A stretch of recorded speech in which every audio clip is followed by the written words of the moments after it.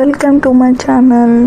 So ఇవాళ నేను కొత్త రెసిపీతో వచ్చాను. అదేంటంటే మ్యాంగోస్, మామిడికాయలండి. మామిడికాయ పచ్చడి చూద్దాం ఇవాళ ఎలా చేయాలో ప్రాసెస్. సో ఇవేనండి మామిడికాయలు, చూడండి ఎలా ఉన్నాయో. మా మమ్మీ అయితే ఫస్ట్ ఒక 5 మ్యాంగోస్తో పచ్చడి పెడతాను అన్నది. సో అవి నీట్గా వాష్ చేసి క్లాత్తో తుడిచి ఈ విధంగా చిన్న చిన్న ముక్కల్లాగా కట్ చేసుకోవాలండి. టెంక్ అవసరం లేదు.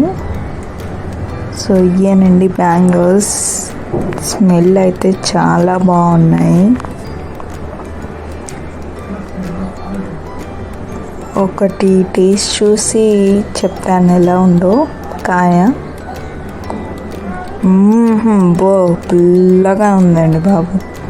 సో ఈ విధంగా చిన్న చిన్న ముక్కల్లాగా కట్ చేసుకోవాలండి. కట్ చేసుకున్నవన్నీ 5 కాయలు కట్ చేస్తే ఇన్ని పీసెస్ అయ్యాయి. సో ఇవన్నీ ఒక డిష్లోకి వేసుకోవాలి, ఒక గిన్నెలోకి. తర్వాత ఉప్పు వేసుకోవాలి. మా మమ్మీ అయితే 5 కాయలకి ఒక 4 స్పూన్ల ఉప్పు వేశారు. కారం కూడా మీకు చూసుకొని మీకు వీలు పడినంత సరిపడినంత వేసుకోండి.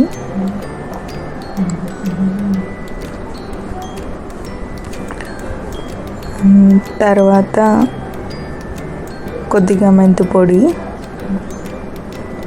కొద్దిగా ఆవు పొడి. తెలుసు కదండి, మెంతుల్ని దూరగా వేయించుకొని పౌడర్ చేసుకోవాలి. అలాగే ఆవాల్ని కూడా పౌడర్ చేసుకోవాలి వేయించుకొని. తర్వాత ఇందులోకి కొన్ని వెల్లుల్లిపాయలు తీసుకొని వాటిని కచ్చాపచ్చగా దంచుకొని ఉంచుకోవాలి. వాటిని కూడా ఇందులో వేసేయాలి.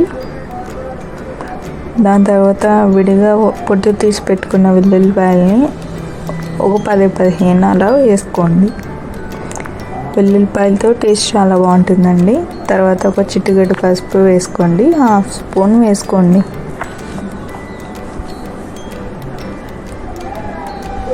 ఈ విధంగా అన్నీ కారం, ఉప్పు, వెల్లుల్లిపాయలు, ఆవు పొడి, మెంతి పొడి వేసుకున్నాక లాస్ట్లో మనం ఆయిల్ అనేది వేసుకోవాలండి. ఒక గిన్నె ఆయిల్ పడుతుంది, అంటే 1 కప్ అనుకోండి.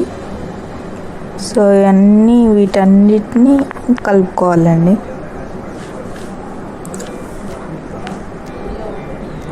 మామిడికాయ పచ్చడి అంటే ఎవరికి ఇష్టం ఉండదో చెప్పండి. అలా అని పెద్ద ముక్కలు కాకుండా చిన్న చిన్న ముక్కలు పెట్టుకుంటే ఒక వారానికి, 15 రోజులకి ఈ పచ్చడి సరిపోతుంది.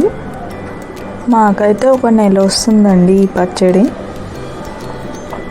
సో మేమందరం రెగ్యులర్గా మామిడికాయ పచ్చడి అనేది తింటాం కాబట్టి మాకైతే ఒక 1 మంత్కి సరిపోతుంది ఈ పచ్చడి.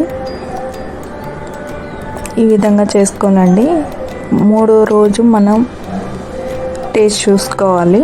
3 డేస్ వరకు దీన్ని ఇలాగే ఉంచాలి, కదపకుండా మూత పెట్టేసి పెట్టుకోవాలి. టచ్ చేయకూడదు. మళ్ళీ 3వ రోజు ఆయిల్ అంతా పైకి తేలుతుంది. చాలా బాగుంటుందండి, మీరు ట్రై చేయండి.